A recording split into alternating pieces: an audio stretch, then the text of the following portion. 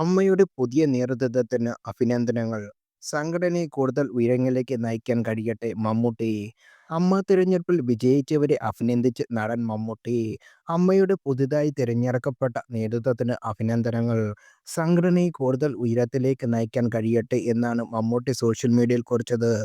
അമ്മയുടെ പ്രസിഡന്റ് സ്ഥാനത്തേക്ക് 20 വോട്ടുകൾക്ക് ശ്വേതാ മേനോൻ വിജയിച്ചു. ഇതാദ്യമായിട്ടാണ് അമ്മയുടെ തലപ്പത്തേക്ക് ഒരു വനിത എത്തുന്നത്. ഒഫീഷ്യലി അമ്മയായി എന്ന ശ്വേതാ മേനോന്റെ വിജയത്തിന് ശേഷം പ്രതികരിക്കുകയും ചെയ്തു. ശ്വേതയ്ക്ക് 159 വോട്ടുകൾ ലഭിച്ചപ്പോൾ ഒപ്പം മത്സരിച്ച ദേവന് 132 വോട്ടുകളാണ് ലഭിച്ചത്. അമ്മയിൽ ഇത്രയും വാശിയേറിയ മത്സരം ഇതുവരെ നടന്നിട്ടില്ലെന്ന് ശ്വേതാ മേനോൻ പ്രതികരിക്കുകയും ചെയ്തു. ഒപ്പം മത്സരിച്ച ദേവൻ തോറ്റെന്ന് താൻ ഒരിക്കലും പറയില്ലെന്നും അദ്ദേഹത്തിന്റെ അനുഗ്രഹം തനിക്ക് ലഭിച്ചെന്നും ശ്വേതാ മേനോൻ പറഞ്ഞു. ഡബ്ല്യുസിസി അംഗങ്ങളെ ഇരുകൈയും നീട്ടി അമ്മ സ്വീകരിക്കുമെന്ന് റിപ്പോർട്ടറിനോട് ശ്വേതാ മേനോൻ പറയുകയും ചെയ്തു. ജനറൽ സെക്രട്ടറിയായി കുക്കു പരമേശ്വരൻ തെരഞ്ഞെടുക്കപ്പെട്ടു. കുക്കു പരമേശ്വരനും രവീന്ദ്രനും തമ്മിലാണ് ജനറൽ സെക്രട്ടറി സ്ഥാനത്തേക്ക് മത്സരിച്ചത്.